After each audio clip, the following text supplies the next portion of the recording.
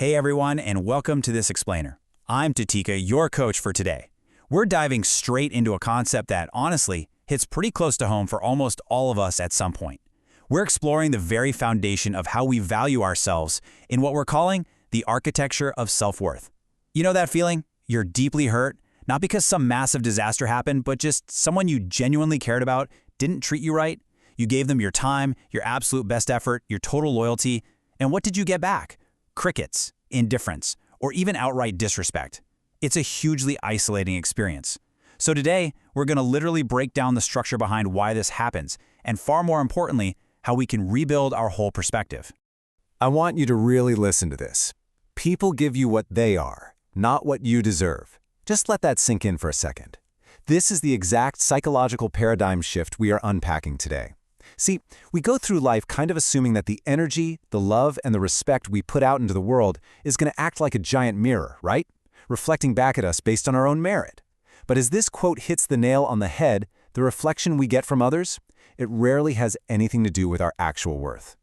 Because when that reflection comes back distorted, when you pour so much of yourself out there and get basically nothing back, this really specific, deeply painful question starts creeping in. You start internalizing all that silence and distance, and you naturally ask yourself, why am I not enough? It's a universal ache. It's just a heavy burden, giving your time and loyalty only to walk away feeling like you're somehow lacking or defective just because of the response you got. Section 1. The wrong question. Okay, let's dive into this and explain exactly why that internal question is fundamentally flawed. The reality we just have to accept is this. They give you what they are. People do not give you what you deserve. Asking, why am I not enough, totally puts the blame on the wrong variable. It assumes the way someone treats you is a direct measurement of your value. But think about the mechanics here. An insecure person, they're naturally going to give you doubt. A confused person is going to give you inconsistency. And an emotionally unavailable person, they are giving you distance, period. They literally cannot offer you clarity or closeness because those things just do not exist in their own emotional framework. Section 2. Capacity over worth. Now, what's really interesting here is how this shifts the focus totally away from your inherent value and puts it squarely on their emotional limitations. We spend way too much time overanalyzing our own worth when someone lets us down. What we really should be analyzing is their capacity. This perfectly illustrates the stark contrast between what you deserve and what others are actually capable of providing. Your worth is constant. It is inherent. It doesn't magically fluctuate based on who happens to be standing in front of you.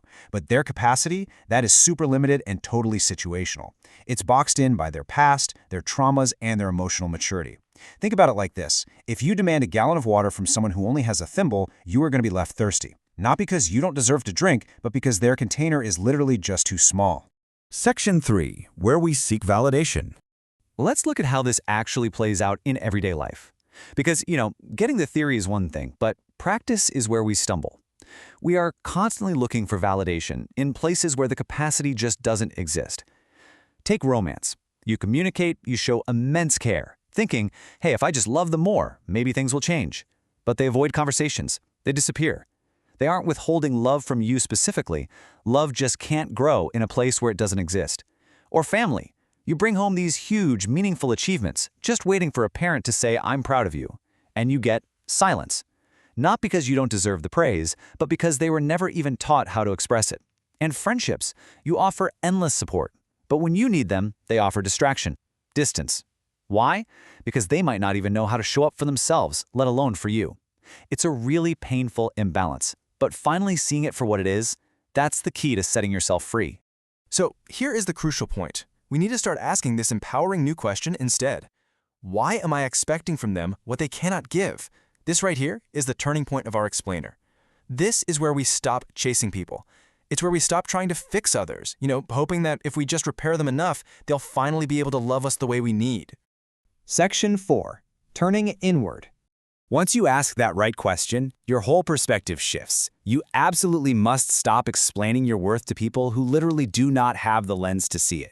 Instead, as your coach, I'm telling you right now, it is time to turn your attention inward. You have to start giving yourself exactly what you've been waiting for everyone else to provide. Let's break it down. Step 1. If you need respect, stop tolerating disrespect. You set the baseline. Step 2. If you need love, stop settling for half-hearted attention. When you accept breadcrumbs, you're basically signaling that breadcrumbs are all you require. And step 3, if you need peace, you have to protect your energy. And sometimes, yeah, that means you have to be willing to just walk away.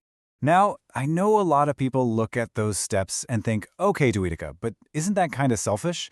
Let's clear that up right away. Relying on others to define your worth and basically handing them the remote control to your happiness? That's a trap. Choosing to walk away, choosing to protect your energy, is absolutely not selfishness. It is a vital act of self-respect. It's exactly how you take your power back from people who never knew what to do with it in the first place. Section 5. Choosing your pain wisely. I want to be super real with you for a second. Letting go of your expectations hurts. Accepting the reality of someone's limited capacity, it hurts. But staying in a place where you are perpetually undervalued, oh, that hurts infinitely more. You're going to experience pain either way, so you have to choose your pain wisely. Choose the pain that forces you to grow, instead of the pain that just keeps you stuck in a loop of disappointment. You have to make these core commitments to yourself. Love yourself enough to stop waiting. Respect yourself enough to walk away from empty tables. And trust yourself enough to believe that building your own architecture of self-worth is literally the most important work you will ever do. What you truly deserve is something you've got to first learn to give to yourself. Trust that as you do this, you won't just find better people out there, you will fundamentally transform. You will become someone who never settles for less.